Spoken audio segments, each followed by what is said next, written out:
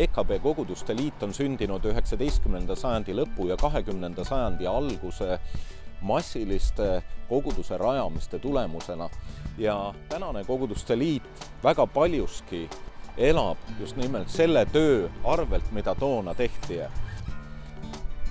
Uute inimesteni, uute inimgruppideni jõudmiseks me oleme näinud, et parim viis on uute koguduste rajamine.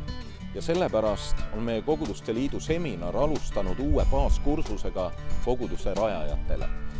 Ennem peab olema kutsumus ja seda kutsumust on vaja lihvida õpingutega. Sellepärast ma kutsun juba 27. augustil kõiki neid, keda Jumal on kutsunud koguduse rajamisse. Sinu sees on see kirg ja igatsus.